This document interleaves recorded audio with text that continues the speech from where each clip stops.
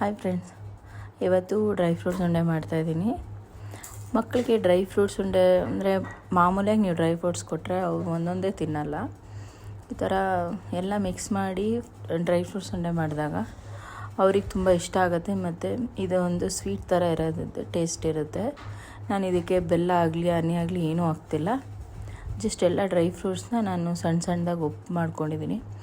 ಇದಕ್ಕೆ ನಾನು 11 to 12 dry ಫ್ರೂಟ್ಸನ್ನ use ಮಾಡಿದ್ದೀನಿ. ದ್ರಾಕ್ಷಿ, ಗೋಡಂಬಿ, ಬಾದಾಮಿ ಮತ್ತು ವಾಲ್ನಟ್ಟು, ಖರ್ಜೂರ ಎಲ್ಲ ಥರ ಡ್ರೈ ಫ್ರೂಟ್ಸ್ನ ಬಳಸೋದ್ರಿಂದ ಮಕ್ಕಳಿಗೆ ನಾನು ಇದು ತಿನ್ನಲ್ಲ ಅನ್ನೋದು ಹೇಳೋಕ್ಕಾಗೋದಿಲ್ಲ. ಅದಕ್ಕೆ ಎಲ್ಲ ತಿಂತಾರೆ. ಇವತ್ತು ನೋಡಿ, ವಾಲ್ನಟ್ನ ನಾನು ಈ ಥರ ದೊಡ್ಡ ಉಂಡೆ ಬರುತ್ತಲ್ಲ, ಅದು ಗಿಡದಿಂದ ಕಿತ್ತಿರ್ತಾರಲ್ಲ ಅದೇ ಥರದ್ದು ನಾನು ತಂದಿದ್ದಕ್ಕೆ ಇದನ್ನು ನೀಟಾಗಿ ನೋಡಿ ನಾನು ಬಿಡಿಸೋದನ್ನು ತೋರಿಸ್ತಾ ಇದ್ದೀನಿ. ಇದನ್ನು ಡೈರೆಕ್ಟಾಗಿ ಈ ಥರ ತಂದು ಬಿಡಿಸೋದ್ರಿಂದ ನೀವು ಅಕಸ್ಮಾತ್ ತುಂಬ ದಿನ ಇಟ್ಟರೂ ಚೆನ್ನಾಗೇ ಇರುತ್ತೆ. ನೀವು ಡೈರೆಕ್ಟಾಗಿ ಇದನ್ನು ಬಿಡಿಸಿ ಹಂಗೆ ಅಡುಗೆಗೆ ಬಳಸ್ಕೋಬೋದು.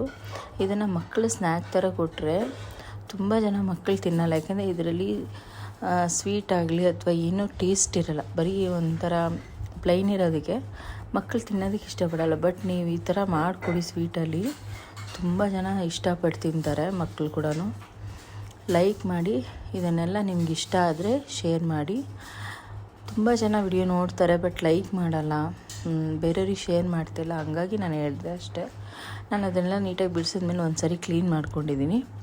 ಕ್ಲೀನ್ ಮಾಡಿಕೊಂಡು ನೀಟಾಗಿ 1-2 ಸ್ಪೂನ್ ತುಪ್ಪ ಹಾಕಿ ನೀಟಾಗಿ ಹುರ್ಕೊಂಬಂದಿದ್ದೀನಿ. ತುಪ್ಪದಲ್ಲಿ ಹುರಿದ್ರೆ ತುಂಬ ಒಳ್ಳೆಯದು. ನಾನು ಇದ್ರ ಜೊತೆಗೆ ಸ್ವಲ್ಪ ಪಂಪ್ಕಿನ್ ಸೀಡ್ಸು ಮತ್ತು ವಾಟರ್ ಮೆಲನ್ ಸೀಡ್ಸ್ ಎಲ್ಲ ಯೂಸ್ ಮಾಡಿದ್ದೀನಿ.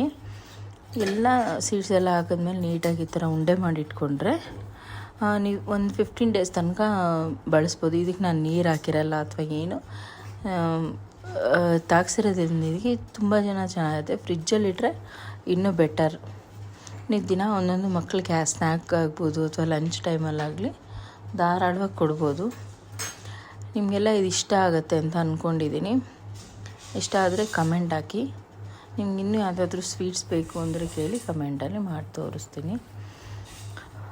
Thank you.